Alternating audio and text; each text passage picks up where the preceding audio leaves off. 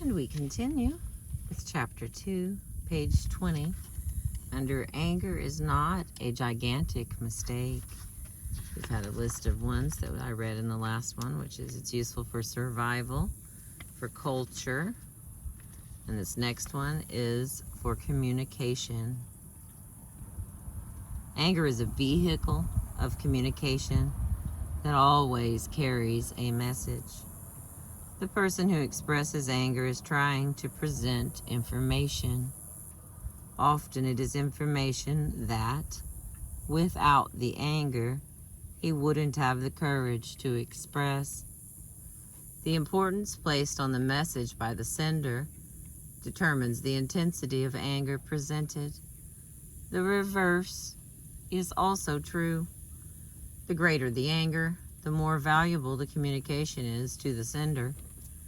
If the intended receiver doesn't indicate that the information has been heard, the sender often emphasizes the message with stronger signals of anger, reinforcing the importance of the communication.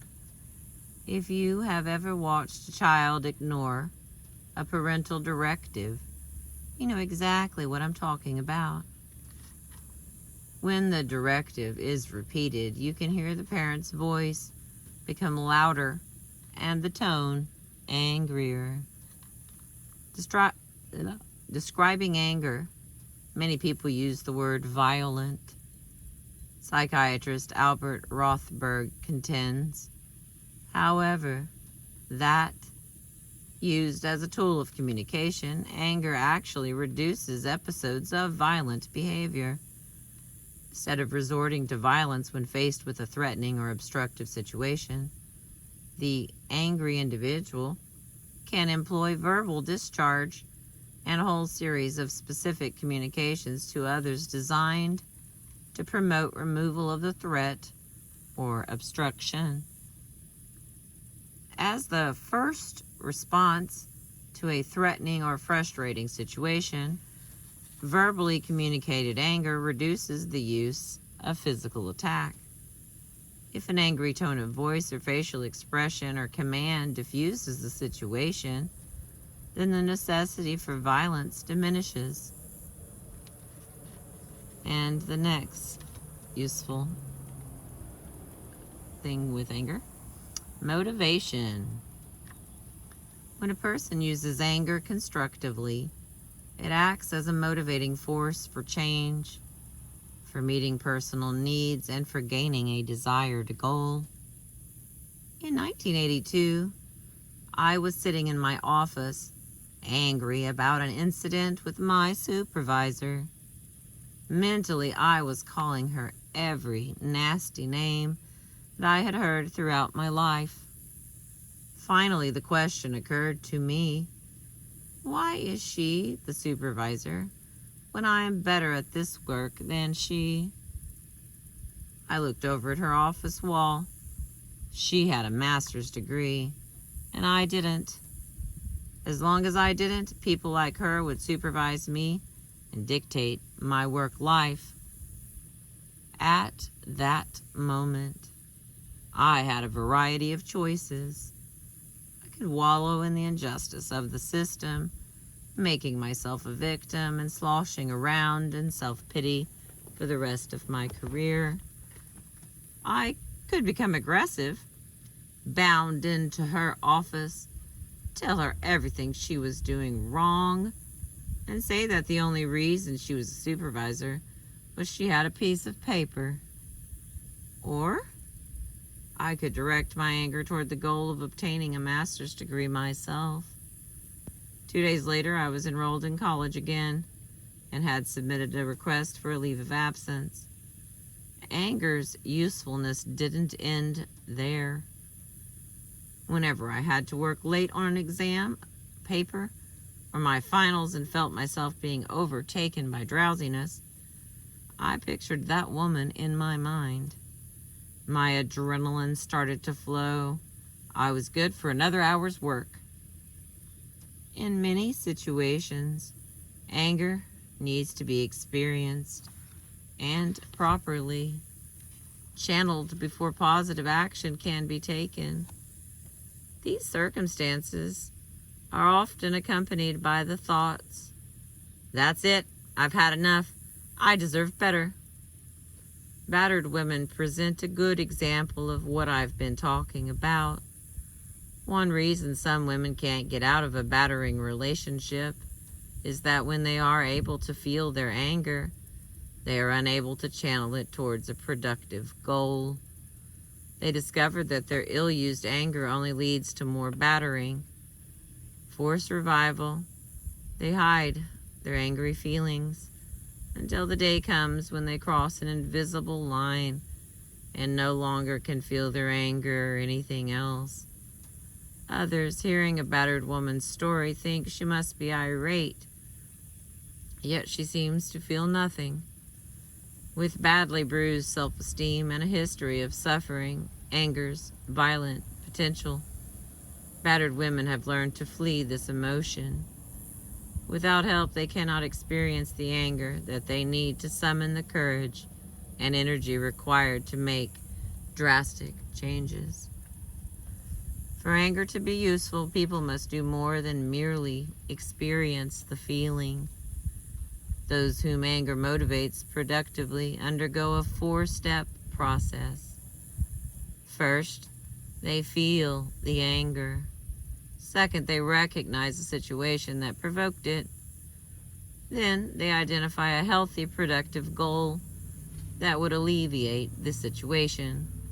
And finally, they maintain the anger until they can take the first steps toward the goal. And the last one in chapter 2 here. Benefits of anger. Psychological protection. Miss Jones grew up in a family with 7 brothers and sisters. Her father left the family when she was 8. Her mother did odd jobs, which were sometimes demeaning, in order to provide the basic necessities for her family without help from the welfare department. Miss Jones strongly holds to the belief that welfare is for those who need it. Miss Jones and her husband, both aged 58, have been together now for 38 years. They have worked hard, providing for 2 children and gathering some amenities of the middle-class life. Although her husband was unfortunately unable to work during the winter, owing to ill health, Miss Jones continued with her job. But clerical work didn't pay enough to cover all their bills. They applied for and received fuel assistance from the New England city where they lived.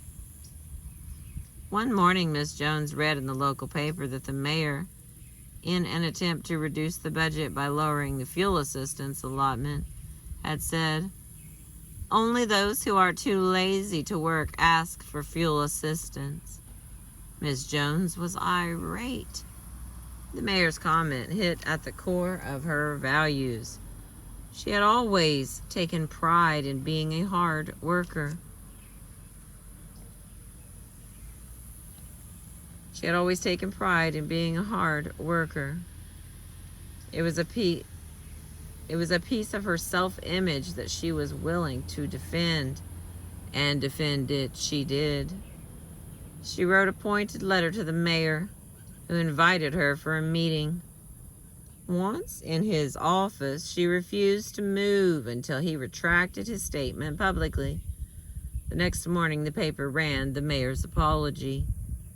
Ms. Jones' response demonstrated what is perhaps anger's most important function for modern people: the protection of personal dignity, identity, and self-esteem.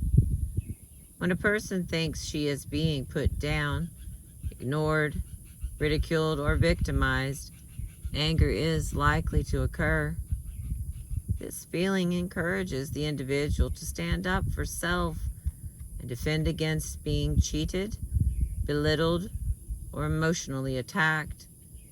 It is the piece of self that says, "You don't have the right to treat me that way."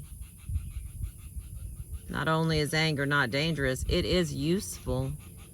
The human body needs this mechanism. A person needs the ability to protect herself from physical and verbal attacks. When her solitary power is inadequate for this protection, she needs to bond with others to gain the necessary additional strength. No emotion or human characteristic other than anger performs these functions. This fact being true, how has anger earned a reputation as the trigger for harm and destruction? Like an axe, anger is not inherently destructive. It has many possible functions. But if a person doesn't learn the many aspects of proper use, the results can be disastrous. To avoid the possible harmful effects, anger must be understood. What are the triggers for healthy anger? What does productive anger look like? How can it be used constructively? And that is the end of chapter 2. I've been reading to you from The Anger Workbook by Lorraine Billadieu, MS. Hazelden is the publisher. Okay, I will continue and see if we can get through 1 and 3. Thank you for being with me. I appreciate you.